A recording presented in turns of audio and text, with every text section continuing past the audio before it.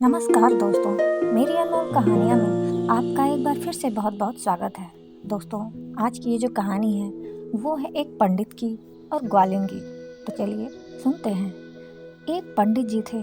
उन्होंने एक नदी के किनारे अपना आश्रम बनाया हुआ था। पंडित जी बहुत विद्वान थे। उनके आश्रम में दूर दूर से लोग ज्ञान प्राप्त करने आते थे। नदी के दूसरे किनारे पर लक्ष्मी नाम की एक ग्वालिन अपने बूढ़े पिता के साथ रहती थी। लक्ष्मी सारा दिन अपने गायों को देखभाल करती थी। सुबह जल्दी उठकर अपनी गायों को नहलाकर दूध दोहती, फिर अपने पिताजी के लिए खाना बनाती। तत्पश्चात तैयार होकर दूध बेचने के लिए निकल जाया करती थी। पंडित जी के आश्रम में भी दूध लक्ष्मी के यहाँ से ही आता था। एक बार पंडित जी को किसी काम से शहर जाना पड़ा।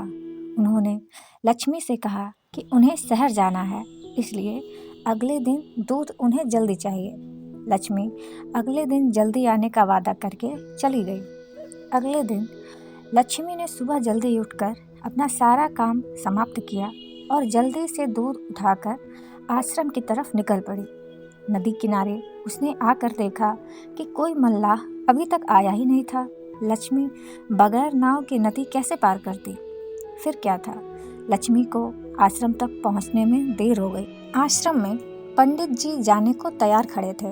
उन्हें सिर्फ लक्ष्मी का ही इंतजार था और लक्ष्मी को देखते ही उन्होंने लक्ष्मी को डांटा और देरी से आने का कारण पूछा। लक्ष्मी ने बड़ी मासूमियत से पंडित जी से कह दिया कि नदी पर कोई मल्लाह नहीं था, वह नदी कैसे पार करती, इसलिए आने में देर हो गई। पंडित जी गुस्से में तो थे ही, उन्हें लगा कि लक्ष्मी बहाने बना रही है। उन्होंने गुस्से में लक्ष्मी से कहा, क्यों बहाने बनाती है? लोग तो जीवन सागर को भगवान का नाम लेकर पार कर जाते हैं और तुम एक छोटी सी नदी पार नहीं कर सकती। पंडित जी की बातों का लक्ष्मी पर बहुत गहरा असर हुआ। दूसरे दिन भी जब लक्ष्मी दूध लेकर आश्रम जाने को निकली तो नदी के किनारे कोई मल्लाह नहीं था। लक्ष्मी ने मल्लाह का इंतजार नहीं किया। इस बार उसने भगवान को याद किया और पानी की सतह पर चलकर आसानी से नदी को पार कर लिया। इतनी जल्दी लक्ष्मी को आश्रम में देखकर पंडित जी हैरान रह गए। उन्हें पता था कि कोई मल्लाह इतनी जल्दी तो नहीं आता है।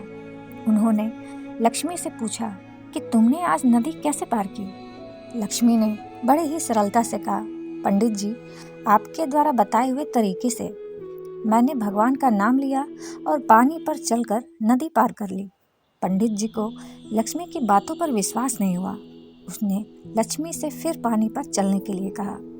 लक्ष्मी नदी के किनारे गई और उसने भगवान का नाम जपते जपते बड़ी ही आसानी से नदी को पार कर लिया। पंडित जी हैरान रह गए। उन्होंने भी लक्ष्मी की तरह नदी पार करनी चाहिए, पर नदी में उतरते वक्त उनका सारा ध्यान अपनी धोती को गीले होने से बचाने में लगा हुआ था। वह पानी पर नहीं चल पाए और धड़ाम से पानी में ही गिर पड़े।